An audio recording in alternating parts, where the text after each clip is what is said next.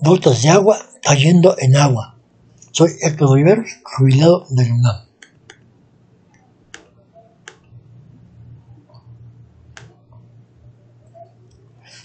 Veamos qué pasa cuando cae de diferentes alturas.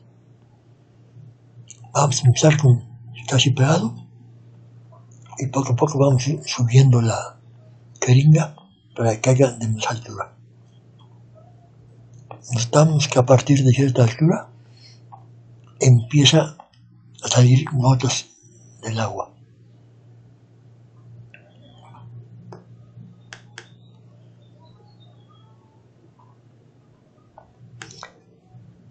Pero veamos qué pasa si agregamos un poco de jabón al agua para reducir la tensión superficial.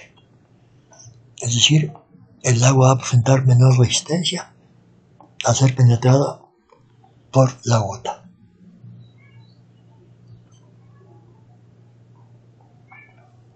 Es difícil apreciar qué tanto entra la gota, pero si notamos que a partir de cierta altura te empieza a agotar.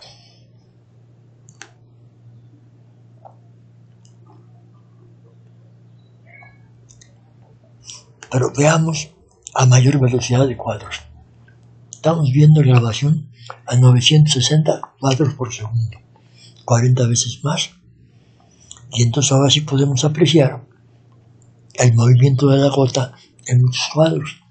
Es decir, vamos a poder medir con tracker la caída de las gotas y hacer el ajuste correspondiente. Notamos que a partir de cierta altura empieza a salir gotitas del agua, pero de un color muy diferente al de la caída. Es decir, ya el agua está mezclada con el agua de la gota que está fuertemente pintada. Lo que sí notamos claramente es que la superficie del agua se ve bastante perturbada. Este es el caso de agua limpia cayendo. Mejor dicho, agua pintada cayendo sobre agua limpia. O sea, con toda su tensión superficial. Notamos que la superficie se agita suficientemente.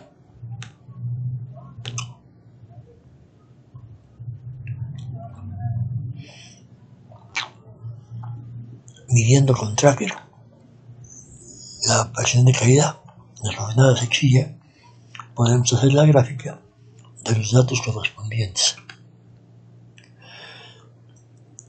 En azul está la coordenada X, que es constante, prácticamente no se mueve, y en rojo está la coordenada Y, y le hemos ajustado con Excel una ecuación de segundo grado, que debe corresponder a un medio de gt cuadrada más b0t más x0.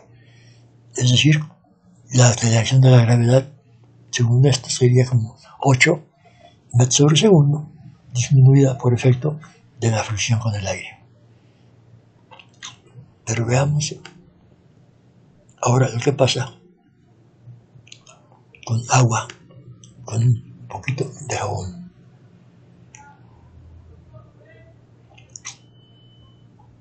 Está tardando un poquito en aparecer la gota.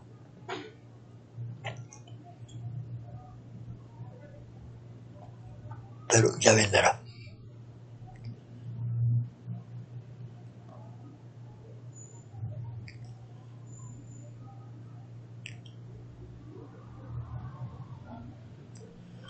Ya apareció la primera gota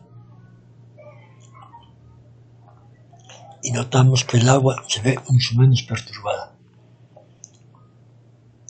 O sea, la tensión superficial se comporta como una membrana elástica en la superficie y el jabón reduce la tensión de la misma, es decir, se opone bastante menos a la resistencia y por eso ahora la agitación de la superficie es bastante menor.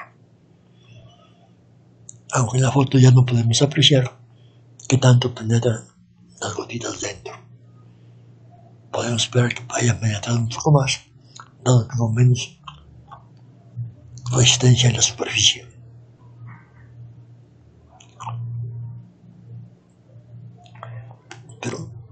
Veamos qué nos dice Tracker al respecto.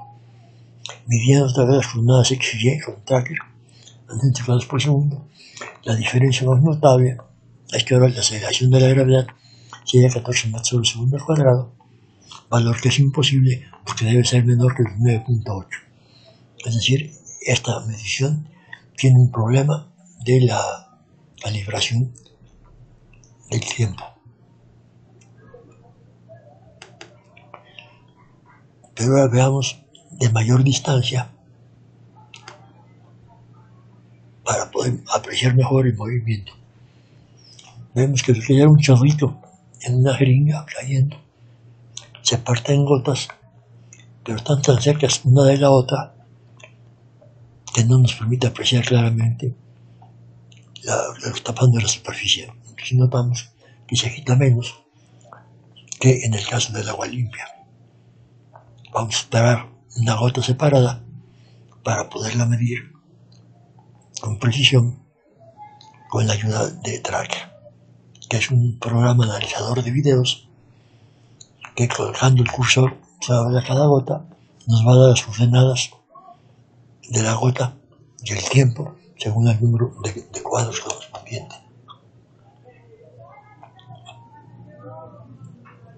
Se había parado la proyección de la película. Aquí vemos una gota bastante separada de la otra y ahora sí podemos medir con claridad. Notamos otra vez que a partir de cierta altura el surco causado por la gota incidente se cancela, pero se mueve el agua con tal rapidez que emite una gotita como si hubiera rebotado. Sabemos que no ha rebotado porque la coloración es menos intensa, así que ya está mezclada con el agua limpia de la ropa.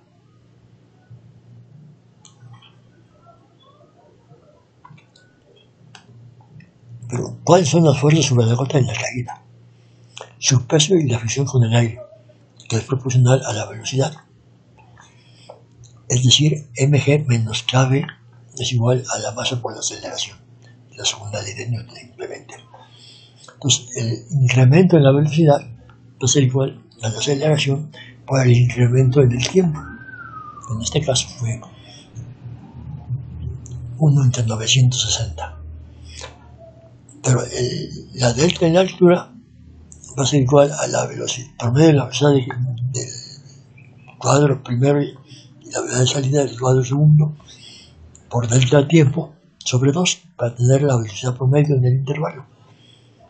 La K de la fricción depende de la viscosidad, de la temperatura y la presión del aire. Y para hacer el ajuste necesitamos tener los datos iniciales de cuánto vale Y0 inicial y V0. Así logramos ajustar una K 0.79 Newton segundo sobre metro, como nos lo muestra la gráfica correspondiente. En azul están los datos medidos y en rojo están los datos calculados que no tienen fluctuaciones prácticamente. Ajustando .78 o .80 nos salimos de la curva. Muchas gracias y espero lo hayan disfrutado.